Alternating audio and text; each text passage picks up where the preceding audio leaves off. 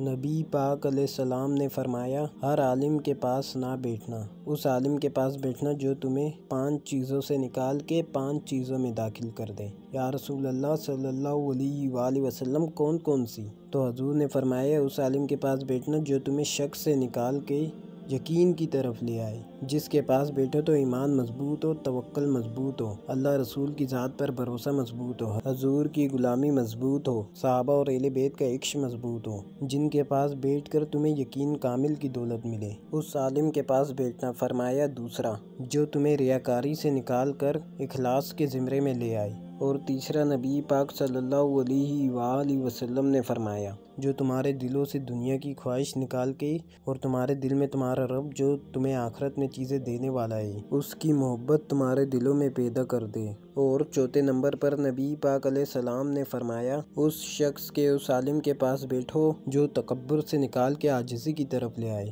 اور پانچواں، اللہ کے محبوب علیہ السلام نے فرمایا، اس عالم کے پاس بیٹھو جو تمہیں دشمنی سے نکالے اور خیر خواہی کی طرف لے جائے۔ اس کے پاس بیٹھنے سے عداوتیں نہ بڑھیں بلکہ تمہارے دلوں میں خیر خواہی کا جذبہ۔ یہ 5 چیزیں خود رسول کریم نے بیان فرمائی۔